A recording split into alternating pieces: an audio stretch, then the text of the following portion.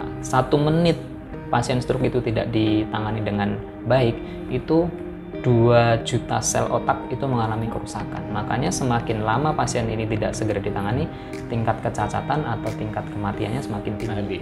Bagaimana teman-teman atau awam bisa mengetahui dari gejala tadi kan sudah jelaskan bagaimana gejala mulai dari deteksi dini, lalu apa yang harus dilakukan, lalu dan harus namanya segera ke rumah sakit.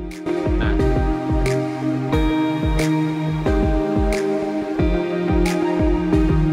ada lagi pengalaman di rumah sakit kita, padahal kita juga sudah menggaungkan kemana-mana Pak, tapi kenyataannya memang stroke ini masyarakat itu belum teredukasi secara menyeluruh.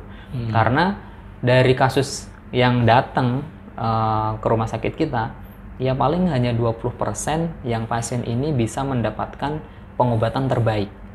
Karena masalah waktu Pak, bukan rumah sakit pelayanannya nggak cepet, tapi pasien ini dari serangan dibawa ke rumah sakit, sudah serangan ngerasa lemesnya udah dari hari Senin, dibawa rumah sakitnya baru hari Rabu. Ngerasa lemesnya atau nggak bisa bicaranya atau bicaranya ngaco, itu sudah dari 2 hari yang lalu, sekarang baru dibawa ke rumah sakit. Padahal penanganan pasien stroke itu harus segera, harus cepat dan berkejar-kejaran dengan waktu Pak. 1 menit pasien stroke itu tidak ditangani dengan baik, itu 2 juta sel otak itu mengalami kerusakan. Makanya semakin lama pasien ini tidak segera ditangani, tingkat kecacatan atau tingkat kematiannya semakin tinggi. Dan perlu saya sampaikan bahwa sampai saat ini stroke itu adalah penyakit yang mematikan dan membuat cacat nomor 1 di Indonesia. Itu data dari setelah jantung ya? Jantung nomor 2 Pak. Nomor jantung. Kalau di negara maju, jantung itu nomor 1. Kayak di Eropa, Amerika itu dia nomor 1. Tapi di Indonesia dibalik Pak. Justru stroke ini yang mematikan. Dari 6 keluhan itu kira-kira kalau untuk bisa ini apakah 6 harus terpenuhi atau bagaimana nih? Nggak usah. Nah, patut digarisbawahi, jadi stroke itu kejadiannya mendadak Pak. Satu yang harus dipegang adalah tiba-tiba. Jadi nggak ada gejala dulu kayak kalau orang mau flu, gerges-gerges dulu gimana. Kalau stroke itu nggak, kayak serangan jantung. Jadi tiba-tiba. Jadi yang harus diwaspadai, yang harus diketahui adalah ketika tiba-tiba yang tadinya mata kita ngelihat normal, tiba-tiba kok burem. Atau mungkin ada bercak-bercak. Padahal mata kita nggak masalah, kita nggak harus ngapa-ngapain. Mata keranjang bukan?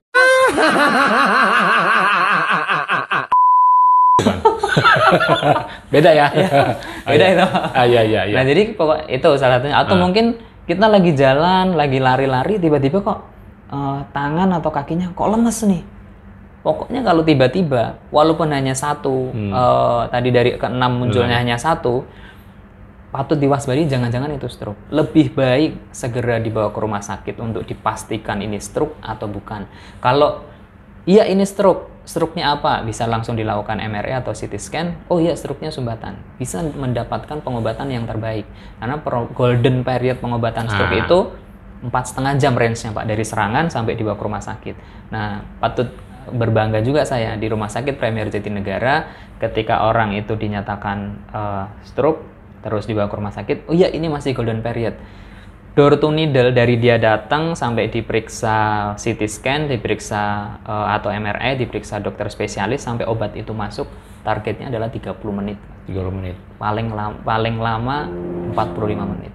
Dan alhamdulillah kita bisa mendapatkan predikat ruang stroke unit dengan predikat platinum ya, salah satunya karena kita kecepatannya itu Pak.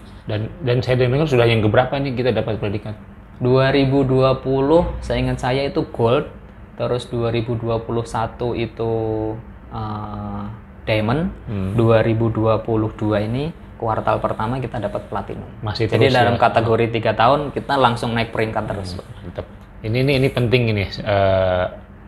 Saya kira tadi banyak dijelaskan mengenai substansi ya, mengenai bagaimana dari 6 gejala cukup 1 juga bisa. Ini menjadi satu perhatian bagi teman-teman, baik dari sisi awamnya, baik dari nakes. Ini sangat penting karena memang tadi soal waktu, sebetulnya soal waktu, bisa menggunakan waktu itulah yang disebut tadi golden period. Nah, yang disebut golden period itu sebetulnya memang itu istilah atau bagaimana sebetulnya? Iya, jadi tadi bilang kalau orang stroke sama serangan jantung itu kan berkejar-kejaran waktu. Jadi waktu itu dalam kasus stroke ini sangat penting, Pak. Makanya dalam guideline-nya sesuai guideline internasional dari Association Stroke American ya, sama Heart Association itu juga memang mereka ada batasan kalau stroke ini 4,5 jam. Jadi di kurun waktu 4,5 jam ini sesuai penelitiannya, sesuai evidence base-nya itu bisa diberikan obat yang kalau kasus sumbatan dulu ya Pak. Kasus sumbatan itu 4,5 jam itu paling baik, yaitu bisa dilakukan yang namanya trombolisis. Nah, obat trombolisis ini kan pengencer darah. Namanya pengencer darah itu kalau diberikan di atas 4,5 jam atau mungkin sekarang sudah bisa sampai 6 jam, itu resiko perdarahannya bisa kita kontrol atau bisa dicegah seminimal mungkin. Tapi kalau sudah di atas itu kita nggak bisa berikan karena pertimbangannya adalah resiko perdarahan. Tentu itu ranahnya dokter spesialis ya Pak. Tapi berdasarkan pengalaman kita seperti itu, dan yang kita pakai adalah protokol sesuai protokol guideline internasional dari AHA sama ASA. Nah itu ya memang terbaiknya di situ Pak. Kalau semuanya udah 8 jam, alhamdulillah sih Pak. Kalau semuanya datang di rumah sakit Premier ya sudah 4,5 jam, itu kita bisa yang trombolitiknya kalau kasus sumbatan adalah intravena dulu. Habis itu kalau semuanya datangnya udah di atas 6 jam tapi masih di bawah 8 jam, itu kita bisa lakukan namanya melalui teknik DSA, yaitu trombolitik intraarterial. Itu seperti kateterisasi Pak. Jadi di rumah sakit Premier ini sudah se-advance itu. Dan kalau semuanya di IGD itu di waktu di di pengkajian itu ditemukan juga ini kemungkinan sumbatannya di pembuluh darah besar. Nah, ketika waktu dilakukan MRI pun itu sudah langsung satu paket dilakukan juga namanya MRA. Itu untuk melihat pembuluh darahnya. Kalau pembuluh darahnya yang tersumbat itu areanya besar, bisa dilakukan namanya trombektomi. Nah, ini kita masih bicara medis semua ini, Pak. Belum bicara tentang keperawatannya nih. Iya, ini luar biasa nih. Saya kira cocoklah dengan predikat kita punya stroke yang baik dan perawatnya pun ternyata lancar. Saya lihat saya aja untuk ngikutinya, saya kira ini konsep medis, tetapi memang saya pikir juga bagaimana perawat melakukan pengkajian kalau kita tidak tahu tentang patopis ya. Itu patopis itu mutlak menurut saya kalau dalam satu perawatan. Oke. Itu dari sisi medis. Saya ingin mungkin fokus kepada ini Pak Hadi. Bagaimana teman-teman atau awam bisa mengetahui dari gejala, tadi kan sudah jelaskan bagaimana gejala mulai dari deteksi dini, lalu apa yang harus dilakukan, lalu dan harus namanya segera ke rumah sakit. Nah, kemudian kalau sampai pada akhirnya di rumah misalnya awam menemukan kasus seperti itu, tindakan apa yang harus dilakukan selain pergi ke rumah sakit misalnya? Ya. Jadi sesuai anjuran pemerintah ya Pak, namanya jembatan keledainya sudah dibikin segera ke RS Pak. Kalau ada tadi Bapak tanya semuanya, ini ada kelemahan, ada kelumpuhan nih, atau mungkin nggak bisa bicara nih, kira-kira apa yang harus dilakukan? Nggak perlu dilakukan apa-apa Pak, langsung saja segera di rumah sakit. Itu kalau kayaknya banyak banget Pak beredar di luar sana, tusuk ujung jarinya, tusuk telinganya, diurut dulu, pijit, urut. Kalau ditusuk-tusuk kita pakai nggak tahu ya di rumah itu entah pakai jarum pentul atau apa, itu kan kita nggak tahu dia steril atau enggaknya. Peniti malah mungkin. Iya. Kalau karaten Pak, semuanya ditusukin malah nanti bisa bikin tetanus, malah nambah kasus lagi. Jadi itu nggak perlu Pak, dan itu nggak sejauh ini secara evidence base tidak ada korelasinya. Jadi ya memang lebih baik kalau ada tadi ke-6 tanda gejala tersebut ataupun cuma 1 atau 2, lebih baik segera dibawa ke rumah sakit dan supaya dipastikan ini stroke atau bukan. Kalau bukan stroke ya alhamdulillah. Tapi kalau stroke kan bisa dapat penanganan terbaik. Nah, kecuali kalau semuanya ditemukan di kamar mandi. Terus ada yang bilang jangan diangkat dulu, nanti kenapa-napa segala macam. Itu juga sebenarnya mitos, Pak. Jadi tetap langsung harus dibawa ke rumah sakit. Nah, terkait mau pakai kendaraan apa? Ada yang kalau di luar negeri sana, Pak, panggil ambulan itu dalam beberapa menit langsung datang Pak. Bapak tahu sendiri kalau di Jakarta Pak, macet. Iya, tinggalnya di mana seumpamanya di daerah Kuningan. Mau panggil ambulan dari Premier, ya lebih baik dari sana pakai mobil pribadi langsung ke rumah sakit, Pak. Soalnya kan aksesnya, iya kalau pas lancar, kalau enggak. Kalau di luar negeri kan ada sirine ambulan, semuanya minggir, Pak. Nah kalau kita kasusnya banyak kan, Pak, ambulan dihadang A, dihadang B. Ya memang itu menjadi fenomena kalau kita bicara soal apa namanya situasi memang agak susah ya. Belum lagi kalau kita manggil ambulan juga belum tentu secepat itu. Jadi memang masyarakat juga harus perlu diedukasi bagaimana. Yang penting tadi sebetulnya penanganan pertama itu. Nah sekarang ada nggak batasan usia pada pasien-pasien seperti ini? Kadang-kadang kan masyarakat juga agak awam nih. Pada pasien-pasien misalnya stroke biasanya pada orang-orang yang sudah umur sekian, baru segini. Nah, sekarang kan mungkin fenomenanya beda tuh. Faktor makanan juga mungkin bisa pengaruhi. Nah. Fenomenanya yang kalau saya lihat dari saya gabung di ruang stroke unit Rumah Sakit Premier itu dari 2010, Pak.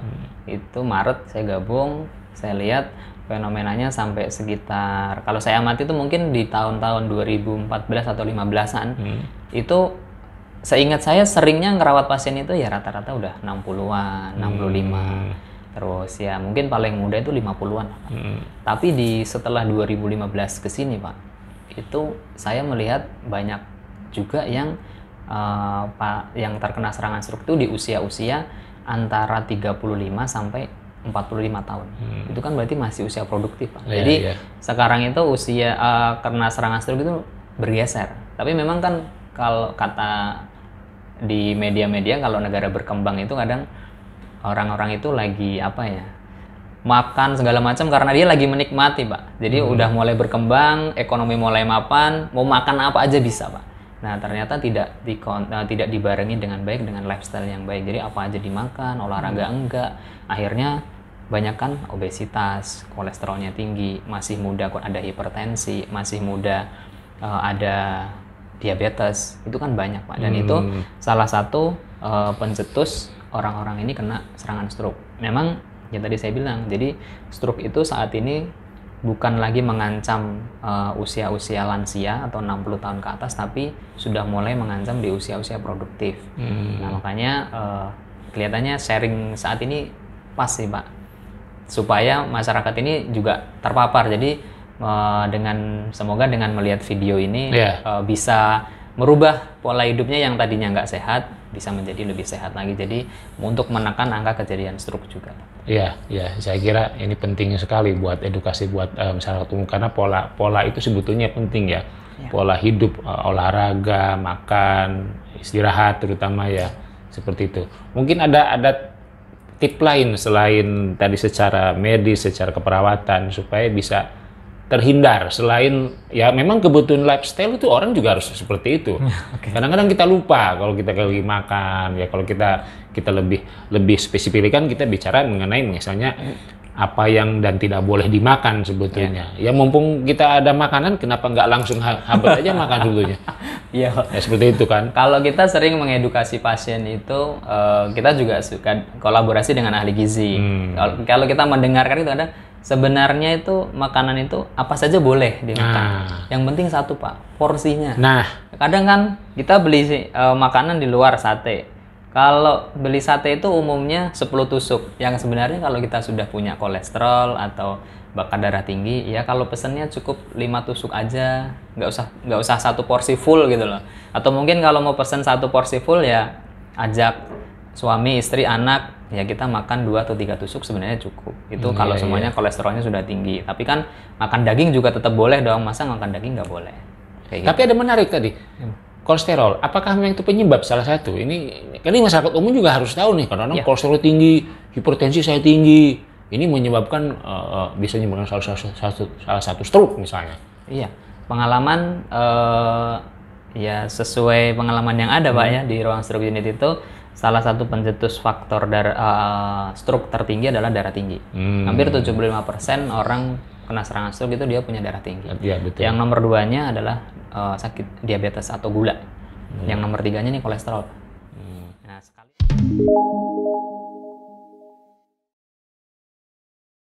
jadi di video ini saya juga pengen mengajak sahabat Nescafe di luar sana ya untuk jadi duta stroke.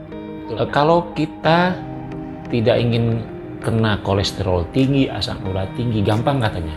Apa itu? Jangan cek lab.